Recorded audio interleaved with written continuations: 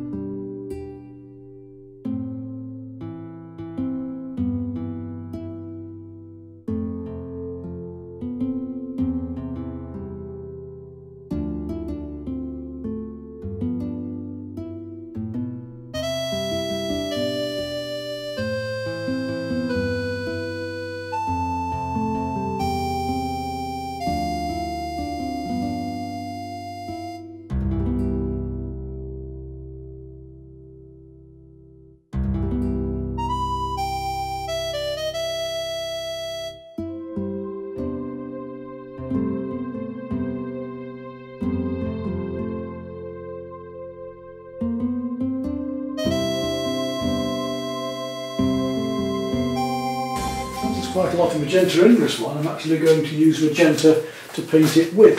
So I'm going to use magenta as a background. I've got some magenta the other day, some quite nice magenta, some Galeria, and I'm going to paint that all over it and give myself a nice coat of that before I even draw. And hopefully that's going to help me glow through all of this underneath. I want a nice impressionist style for this one. See if we can just keep painting nice and loosely. The other one was quite tightly, although the other one was a loose watercolour, it was still tighter than I'd normally paint with acrylics. I'm trying to get this picture done for my friend on YouTube. Might give him some ideas of what not to do as well as what to do. Well, before we move on to the acrylic, and this is only experimental anyway, the work we're doing here, when we do the acrylic, I'm going to do the sky in a very light cream going up into a blue. On this one, we've just left that sky a very pale grey. Let's just take a little, just purely for the experimentation, take a little lemon yellow, and we'll come across this whole sky with that. Right across, give it a wash, and just see how that brings out the... We'll even go across the hair slightly and link it in.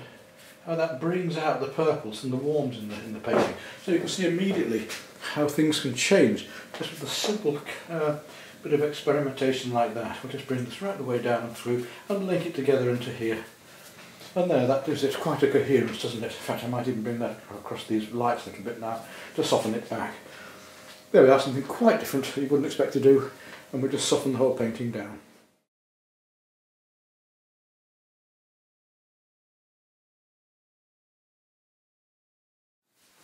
Okay, we'll move on to this painting now with the magenta background and work the same composition upon that, but this time using acrylics.